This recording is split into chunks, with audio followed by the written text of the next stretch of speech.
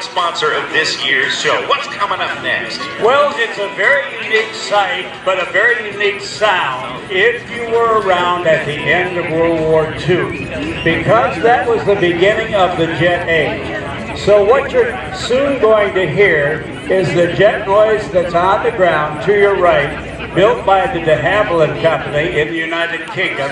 It's known as the Vampire. It flew at the end of World War II.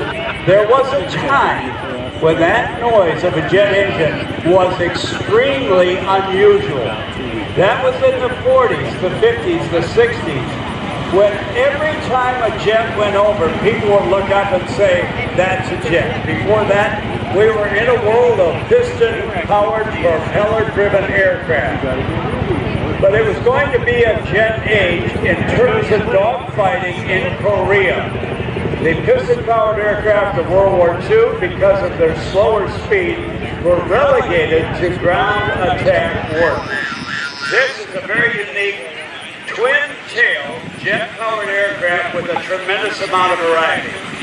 Our pilot is Jerry Conley from Crestview, Florida.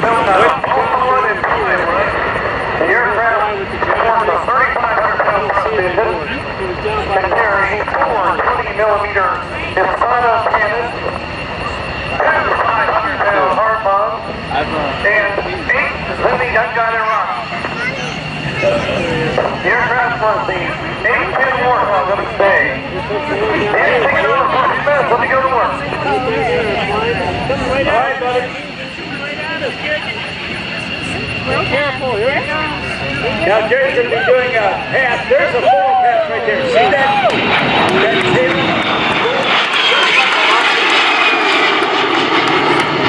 The British did a great job with this airplane. In terms of aerodynamic efficiency and innovation.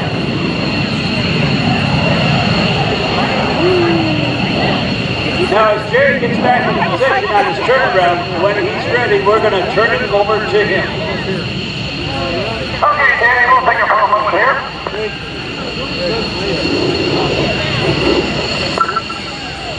So once again, this aircraft was well known for the Suez Canal invasion, where it took on an entire Arabs that took on the Suez Canal, and they sent in a squadron of vampires, and when they left, the Suez Canal was free and clear.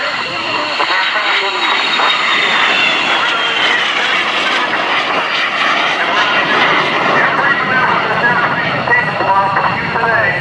And remembering that from the time of this aircraft to the beautiful F-15 Eagle, which just is celebrating its 50th anniversary, there was only 30 years. Danny, take it away. Roger, buddy, thanks for that. It's defense here. As he comes back in, we're going to turn it back over to Jerry about the performance of the aircraft and the versatility. Looks like he's comfortable coming in from the left. It's back to the cockpit and you, Jerry.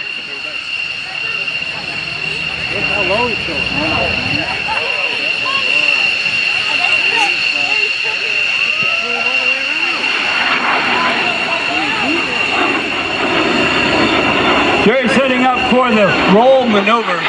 Now, one of the innovations the British put in the airplane was the composite wood nose. They learned that from the Havilland Mosquito. It was not a wartime strategic material. They shaped it like an egg because it is said that an egg is one of the most perfect aerodynamic shapes. That gave it its streamline. The engine exhaust, the jet exhaust, goes between the twin booms. As Jerry turns around, comes in from our right, we're going to turn it back over to Jerry in the cockpit. We're going to give you, ladies and gentlemen, here a nice 4-point roll. Danny, cut them out for me. All right, we'll do that. Watch for the nose to come up. He'll hesitate in knife edge flight. To inverted flight. Pulls it there. To opposite knife edge flight. And back to right side up. A little bit of maneuverability in the airplane in the vertical plane. All right, we'll see some of the performance of the aircraft that was introduced towards the end of the war. That's his finger? 29 countries from around the world bought the Havilland Vampire. They built over 4,300 of them. They were used as an attack and bomber aircraft. Like Jerry mentioned, also a high-altitude aircraft, setting a high-altitude record of 59,500 feet. That was back in the 40s. That was also a record breaker. All right, Jerry, it's all yours again. Here we go in the vertical plane. Watch that.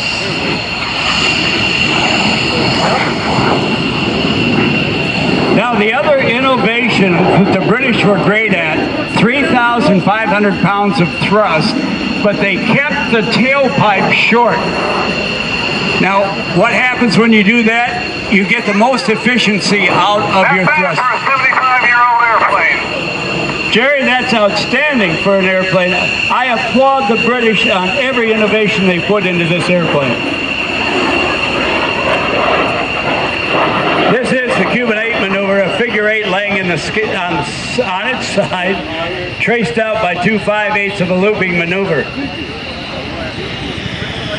Everybody's going and getting ice cream. The first jet to exceed 505 miles an hour, setting an altitude record of over 59,000 feet. That's about ready to go off now.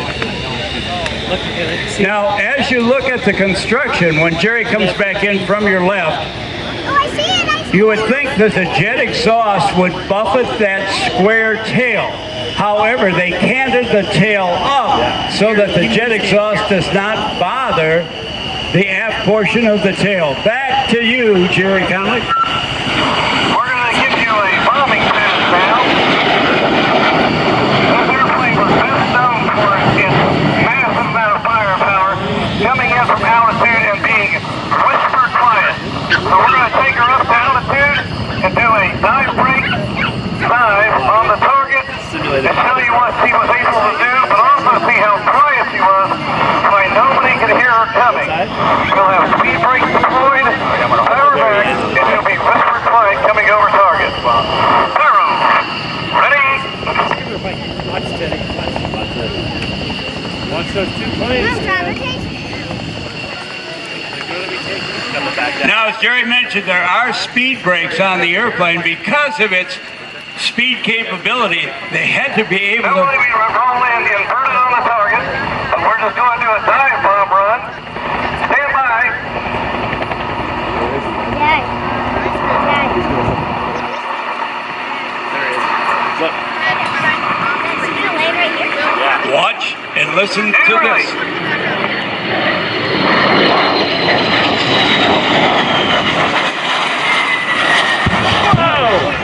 That was one of the early capabilities of this amazing aircraft. Again, maximum speed 548 miles an hour. World's first single-engine jet fighter. First RAF fighter with a top speed of 500 miles an hour. First jet aircraft to operate from an aircraft carrier in December of 1945. First jet to cross the Atlantic in 1948, and with a different set of longer wings with more square footage, set an altitude record of 59,500 feet in 48. There's a photo pass. That was a big deal. And as Jerry makes a great photo pass to the profile of the aircraft, I'll tell you a little story about crossing the Atlantic. Ladies and gentlemen, thank you for coming out and seeing the Vampire fly today. And we want to thank the United States Air Force, Coast Guard, Navy, and Marines for everything they do for us every day so we can have this kind of fun. Yeah! All right, that couldn't have worked out better. Thank you, Jerry. Thank you, too, to Quest Defense bringing in that unusual aircraft. So while Jerry sets up for the landing, we've got a little bit of time. There was a competition, let's say, to see which country in a fighter from the east to the west.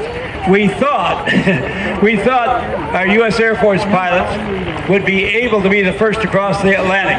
But in the airplane coming in low and to your left, it was the British who about 2 or 3 days prior to that set a group of these aircraft off the course across the North Atlantic, and they in fact were the first in history to do that. They landed at CFB Trenton, Canadian Forces Royal Canadian Air Force Base. We're based there for a while, then spread out throughout bases in Canada. Now, again, we're dealing back with the 1940s, but at the Cleveland, at the Reno National Championship Air Races, we have a jet class of racing. Pure jets. See a couple of airplanes take off that have been around for a long while, and they will be representing your United States and our United States Air Force. And what an anniversary. Think of the anniversaries that are taking place this year. Not only is this airplane we're going to see taken off is celebrating almost to the day its 50th anniversary, but it's also this year 75 years for the United States Air Force. Yes, Can you indeed. believe that 75 years have elapsed since the invention after World War II of our United States Air Force? And you talk about carrier aviation, how the British did it. This year we're celebrating 100 years of the first naval aircraft carrier operations for the United States Navy. 100 years, can that be possible? But it is. It is. Two great celebrations this year. And another one that really, there's a Vans RV6 on display in the static display area. 25-foot wingspan, 24 feet long. It's an experimental amateur-built aircraft.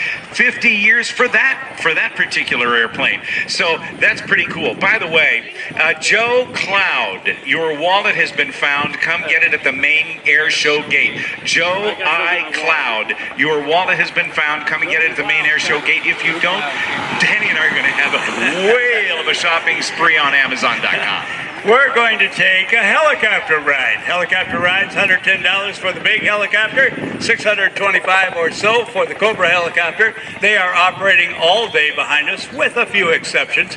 Go to the noise, sign up, and you'll be in the helicopter looking at this whole area from a bird's eye view. Your town, your city, the lakes, rivers, the expressway system, the traffic that you're not in. Thank you very much.